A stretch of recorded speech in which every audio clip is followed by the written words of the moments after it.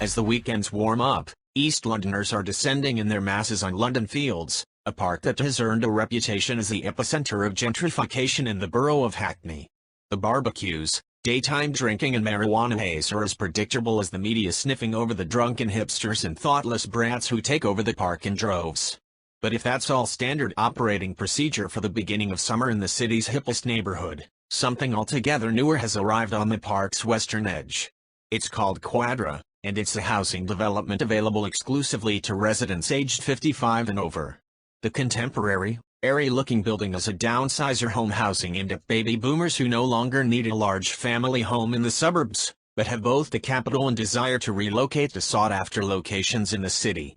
It's an aspirational product, says Claire Anderson, Director of Development for Hanover, the housing association behind Quadra. We make no assumptions about retirement at the age of 55. Downsizer simply describes what people are aiming to do, usually when children have grown up and left home, and they're freeing up money held in equity and property to do other things with. This offer is just far better future-proofed. What isn't future-proofed, of course, is the housing situation of the younger Londoners who have made London Fields such an attractive place to live in the first place. It's certainly easy to see why an older couple might want to move into a two-bed flat at Quadra. The neighbourhood is vibrant, walkable and full of youthful energy. What's less apparent to 20-something Hackney local David East, is why younger people are being deliberately excluded, not just from the more expensive private ownership flats, but also from the 14 affordable housing flats being offered for 80% of market rent. I don't think it's fair, East says. Imagine if Quadra was limited to under 35-year-olds. People would certainly have a problem with that. People I know are trying to rent houses around this area, as it's obviously a cool area, and it's quite difficult to find affordable rent. It should be open to letting anyone rent there. In the midst of London's housing crisis, many agree that the capital needs a diverse range of new builds to meet the soaring demand. And there is already a long tradition of providing dedicated housing to the elderly, dating back to the charitable almshouses of medieval times, which is partly why Part 4 of the Equality Act 2010, regarding housing, makes it legal to discriminate based on age, where it wouldn't be on race or gender. Although Hanover is a housing association that specializes in serving elderly and retirement-aged populations, Quadra and its 3 other downsizer homes are not care homes. Bike racks adorn the breezy outdoor space at Quadra, and a press officer mentioned selling points such as Broadway Market and London's only Olympic-sized heated outdoor pool, just a stone's throw away. Other than being built to mobility standards, for example, wider corridors and doorways, and lower window sills, and having a superintendent on site to arrange repairs, Hanover stresses these flats are not care-ready. Anderson says their target demographic is not necessarily even retired, let alone vulnerable. Rather, they are people who are moving through choice, not circumstances.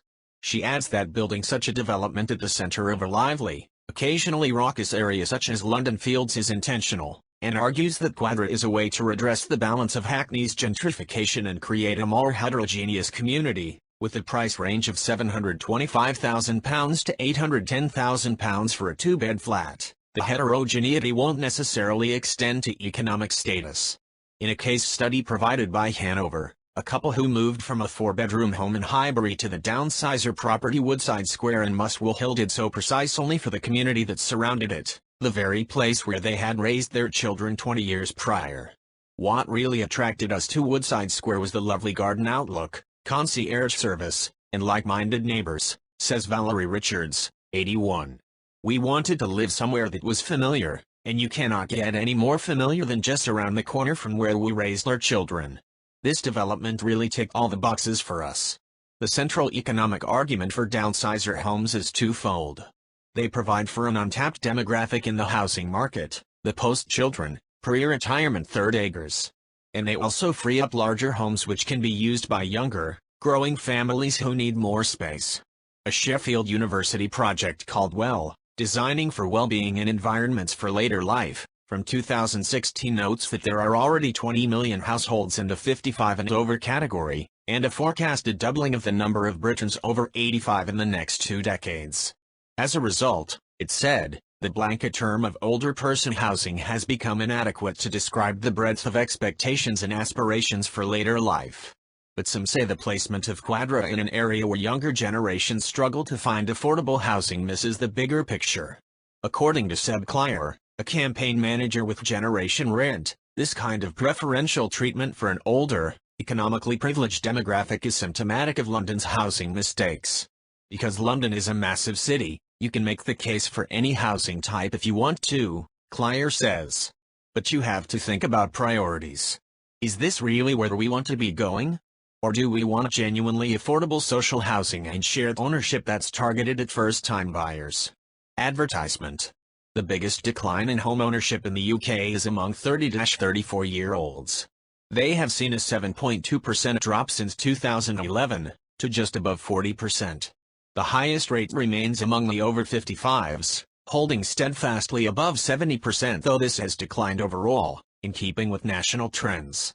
It is true that there are a few housing schemes in London catering to younger demographics, including Pocket, which sells basic housing to first-time buyers who fall under the Greater London Authority income cap, and the Sadiq Khan-endorsed Naked Homes initiative, which offers intentionally under-outfitted new flats to minimalism-loving millennials for 40% less than new builds.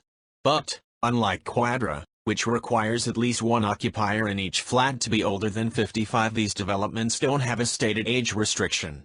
Their demographic simply skews younger as a byproduct of the smaller living spaces and stripped-down facilities they offer. Branded downsizer housing remains niche for now, although other private developers, including McCarthy & Stone and Barratt Homes, seem to be tapping into the clear economic opportunity they represent. Even Quadra is a private-public partnership with the developer Hill. Downsizing obviously represents a commercial opportunity to private developers, not just socially motivated housing associations. Malcolm Tate, an urban planner and co-author of the Dwell Report, describes London as being on the vanguard of this trend. But he also urges developers and planners to create downsizer homes in locations that better balance the desires of the residents and the locals.